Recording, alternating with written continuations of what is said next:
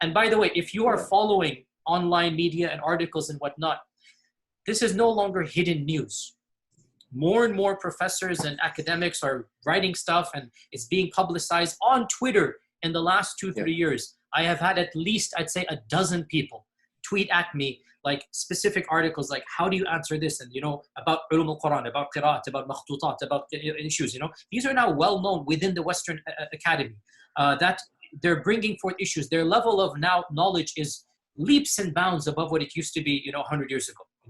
And by and large, our ulama in the Eastern world are not aware, by and large, of what's going on in the Western side of things.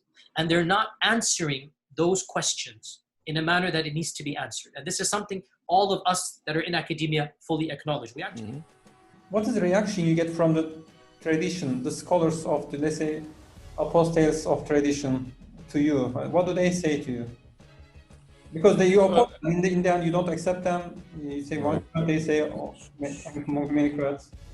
So at the moment, I haven't received any reaction because I think most of our traditional scholars, they read Urdu, and our Western scholars and our some of the scholars, Muslim scholars, which are based in the West, they read English. But a lot of our traditional scholars in the Indo-Pak subcontinent, they heavily rely on the Urdu language. And because generally what happens is that our traditional scholars, they only lend an ear when something starts to become either popular or either convincing to the masses. It is only then when they feel that they have to maybe give a response.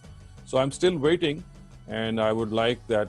I have sent my book to some of the very famous scholars as well, and I haven't received any responses yet. I very much would like to, but as yet, still it is awaited. I can tell you that they would be very angry and they would never accept what I have said, because you see, I have critically analyzed a lot of narratives from Bukhari, from Muslim, and from some of the other canonical collections, and they don't go along with any person who would criticize or critically reject any narrative which is found in a book like Bukhari.